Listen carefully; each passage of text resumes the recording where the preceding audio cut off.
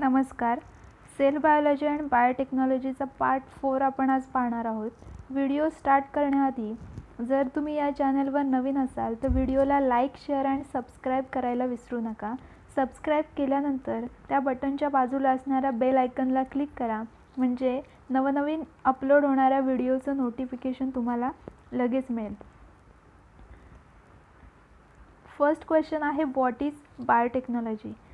Biotechnology is bringing about artificial genetic changes and hybridization in organism of human welfare.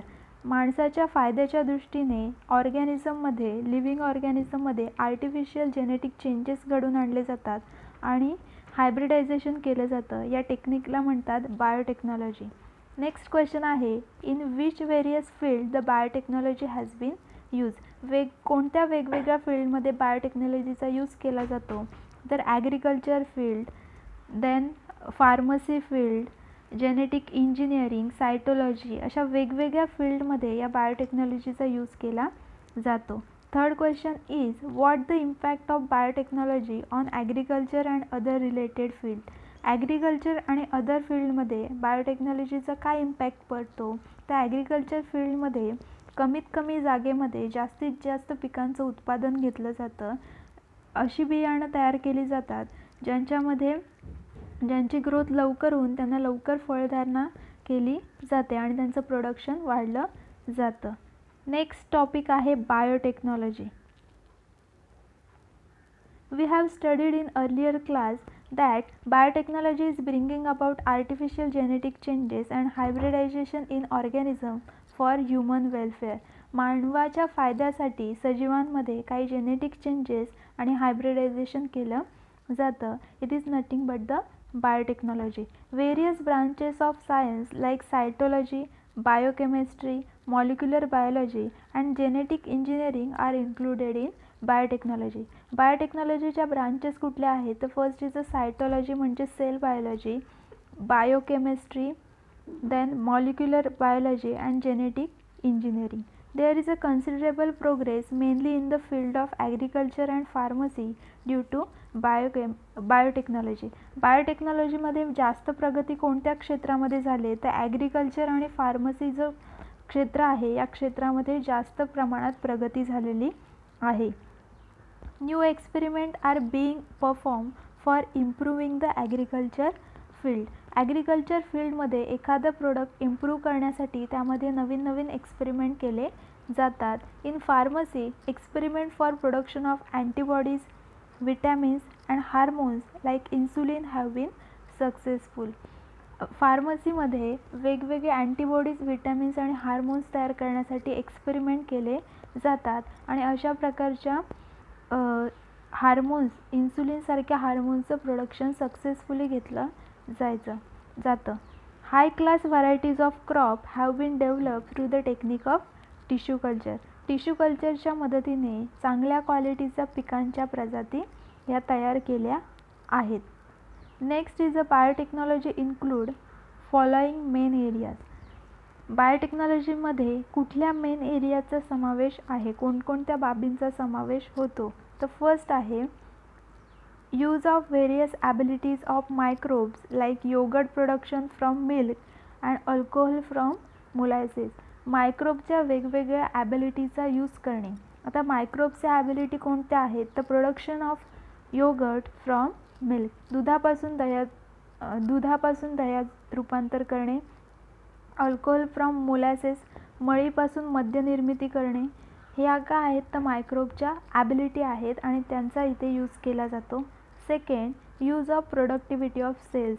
सेलच्या प्रोडक्टिव्हिटीचा उपयोग करणे. एका सेल्सपासून, स्पेसिफिक सेल्सपासून अँटीबॉडीज, वॅक्सिन्स, हार्मोन्स तयार केले जातात. Example, production of antibodies and vaccine with the help of specific sale.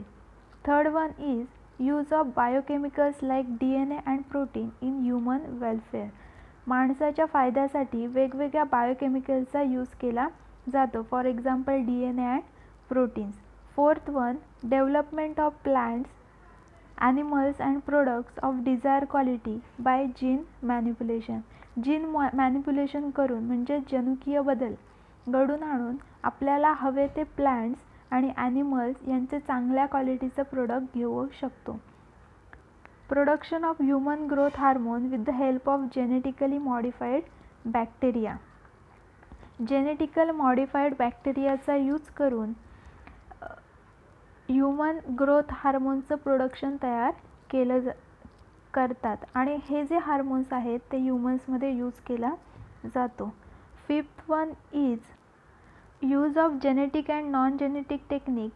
Non genetic biotechnology involves use of either cell or tissue, example tissue culture, production of hybrid seed, etc. Genetic आणि non genetic टेक्निकचा use करून पूर्ण cells किंवा जे tissues त्याच्यामध्ये असतात त्या टिश्यूंचा use तिथे केला जातो.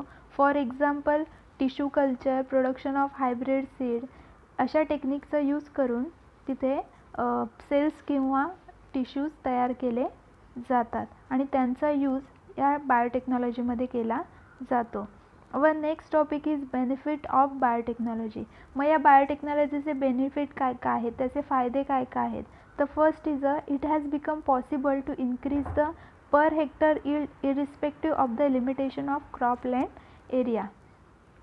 कमीत कमी जागेत जास्तीत जास्त पिकाचं उत्पादन कसं घेतलं जातं तर त्यामध्ये बायोटेक्नॉलॉजीचा यूज केला जातो आणि बायोटेक्नॉलॉजीमुळे हे शक्य झालं आहे की कमीत कमी क्षेत्रमर्यादा असल्यामुळे प्रति हेक्टरी जास्त उत्पादन तिथे घेतलं जातं. Second is expense on disease control have minimise since development of resistant variety. Resistant व्हरायटीचं प्रोडक्शन केलं जातं. म्हणजेच काय, रेजिस्टंट व्हरायटी म्हणजेच काय, अशी पिकं तयार केली जातात की त्यांना कोणत्याही डिसीजची किंवा कोणत्याही रोगाची लागण होत नाही आणि त्यामुळे त्यांना लागणच झाली नाही तर त्याच्यावर नियंत्रण करण्यासाठी त्याच्यावर होणारा खर्च आहे तो काय होतो तर कमी होतो. Third one is due to development of fast food setting varieties yield per annum has been increases. अशा फळांच्या जाती तयार केल्यात की त्यांना लवकर फळधारणा होते, म्हणजे लवकर त्यांना फळं मिळतात. आता बघा आपल्याला कोणत्याही सीझनमध्ये कोणतंही फ्रूट खायला मिळतं. मग असं का होतं का अशा त्यांच्या जाती तयार केलेल्या आहेत आणि त्यांचं पर ॲनम म्हणजे पर वर्षी जास्तीत जास्त उत्पादन घेतलं जातं. Fourth one is development of stress resistant variety which can withstand variable temperature, water stress, changing fertility of soil etc. has become possible. Stress resistant variety म्हणजेच जरी पर्यावरणामध्ये कोणतेही चेंजेस झाले तरी त्या पर्यावरणाच्या चेंजेसचा त्या क्रॉपवर त्याच्या वाढीवर कुठलाही परिणाम होत नाही. मग एन्व्हायरमेंटमध्ये कोणते चेंजेस होतात तर बघा व्हेरिएबल टेम्परेचर, तापमान सतत बदलत असतं, वॉटर स्ट्रेस, पाण्याचं प्रमाण चेंजेस होतं, चेंजिंग फर्टिलिटी ऑफ सॉईल, जमिनीची सुपीकता चेंज होते, जमिनीचा कस बदलतो. या सगळ्याचा त्या व्हरायटीवर त्या क्रॉपवर कुठल्याही प्रकारचा परिणाम होत नाही. These are the benefits of biotechnology. Next topic is commercial application of biotechnology. बायोटेक्नॉलॉजीचे व्यावहारिक उपयोग कोणते कोणते आहेत. First is crop biotechnology. आता क्रॉप प्रोडक्शनमध्ये बायोटेक्नॉलॉजीचा काय यूज केला जातो तर बघा biotechnology is used in agriculture field to improve yield and variety. Agriculture फील्डमध्ये त्या विशिष्ट क्रॉपची प्रोडक्टिव्हिटी आणि त्याच्यामधली व्हरायटी वाढवण्यासाठी ते बायोटेक्नॉलॉजीचा यूज केला जातो. त्यामध्ये फर्स्ट आहे हायब्रिड सीड्स. हायब्रिड सीड्स तयार केले जातात म्हणजे दोन वेगवेगळ्या क्रॉपचे जे जीन्स आहेत ते कंबाईन करून तिथे एकच सीड तयार केले जातं. त्या सीडला म्हणतात hybrid seed. Gene of two different crops are recombined to form a hybrid of various crops. This is especially useful for fruit. दोन वेगवेगळ्या क्रॉपची जीन्स एकत्र करून वेगवेगळ्या पिकांची सीड्स तयार केले जातात आणि त्या हायब्रिड सीडच्या मदतीने फ्रूट प्रोडक्शन हे जास्त मोठ्या प्रमाणात घेतलं जातं. This is specially useful for fruit. Fruit प्रोडक्शनमध्ये याचा जास्त प्रमाणात वापर केला जातो. Next is a genetically modified crops. Genetically modified crops म्हणजेच काय, क्रॉप्स डेव्हलपमेंटच्या वेळीस त्याच्यामध्ये काही चेंजेस केले जातात. Genetic changes Crop developed with desired character by integrating foreign gene with their genome are called genetically modified crop. एखाद्या बाहेरचं जीन एखाद्या क्रॉपच्या जिनोममध्ये, जिनोम म्हणजेच काय, जनुकीय साचा असतो, यामध्ये बाहेरच्या पिकाचं जीन्स हे टाकलं जातं आणि त्याच्यामधून आपल्याला हवे असलेल्या कॅरेक्टरिस्टिकचे पिकं किंवा क्रॉप्स बनवले जातात. त्याला म्हणतात जेनेटिकली मॉडिफाईड क्रॉप. आता याचा फायदा काय आहे? जर या पद्धतीने आपण एखादं क्रॉप बनवलं तर याचा फायदा काय होतो? High yielding varieties with resistant to diseases, alkalinity, weeds, other stresses like cold and drought. या पद्धतीने पिकांच्या जास्त उत्पादन देणाऱ्या, त्यांचं प्रोडक्टिव्हिटी जास्त होते. रेझिस्टंट टू डिसीज म्हणजे एखाद्या रोगाला प्रतिकार करण्याची क्षमता त्यांच्यामध्ये निर्माण होते. अल्कलिनिटी म्हणजेच काय, जरी क्षारता असेल जमिनीमध्ये, मातीमध्ये जरी क्षारता असेल, अल्कली असेल, तरी त्याला प्रतिकार करू शकतात. वीड्स, अदर स्ट्रेसेस म्हणजे जरी गवत असेल तरी त्या गवताचा परिणाम त्या पिकांवर होत नाही. Like cold and drought. Cold and drought म्हणजे जरी थंडी असेल किंवा दुष्काळाची परिस्थिती असेल तरीही त्या परिस्थितीमध्ये या जाती जास्तीत जास्त प्रमाणात प्रोडक्शन देऊ शकतात. फर्स्ट आहे बीटी कॉटन. आता या बीटी कॉटनमध्ये काही जेनेटिक चेंजेस घडून आणले जातात. कापसाची ही जात आहे बीटी कॉटन.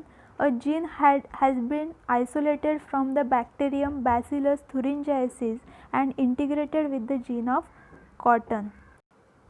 Bacillus thuringiensis हा बॅक्टेरिया आहे. या बॅक्टेरियामधून एक विशिष्ट जीन काढून घेतला जातो आणि तो कापसाच्या जीनला जोडला जातो.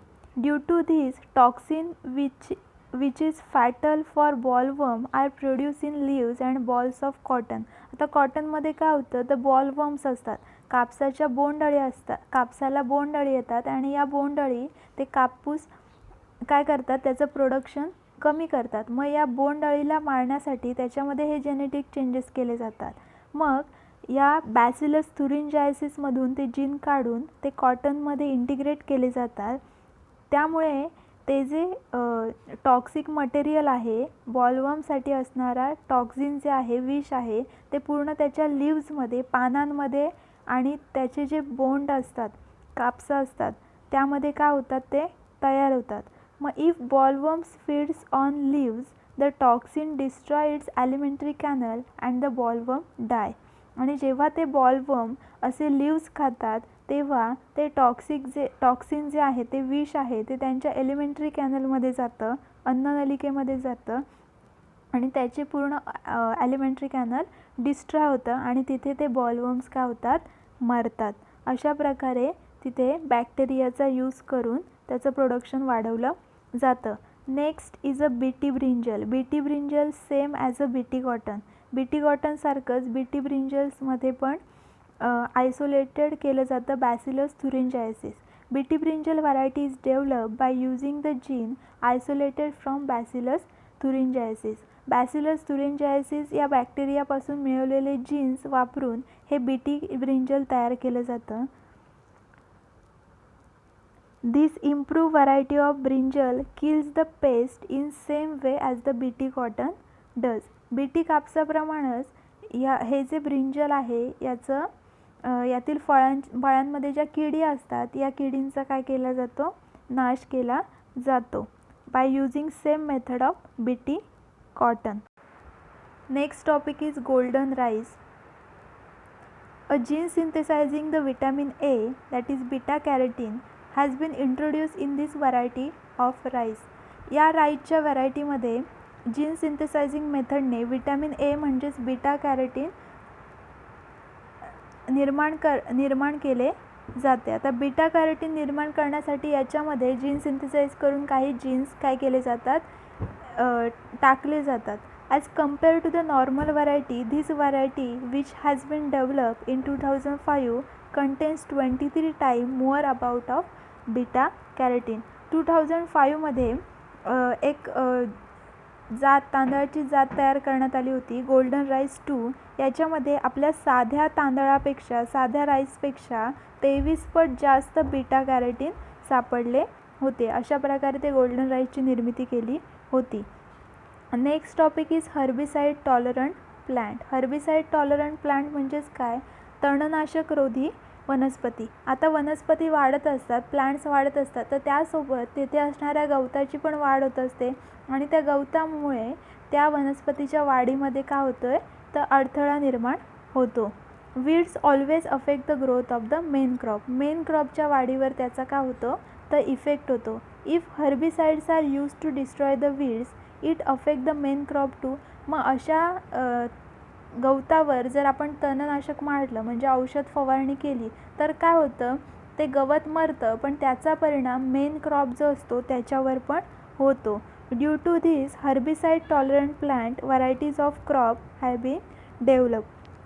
मग यासाठी तणनाशक रोधी वनस्पती म्हणजेच हर्बिसाइड टॉलरंट प्लांटची निर्मिती करण्यात आली. Due to this it has become possible to selectively destroy the weeds. आणि याच्यामुळे हे हर्बिसाइड टॉलरंट प्लांट्स आहेत त्याच्यामधून काही केमिकल्स बाहेर पडतात आणि त्या केमिकल्समुळे ते जे गवत आहे ते मरणं काय होतं, शक्य होतं.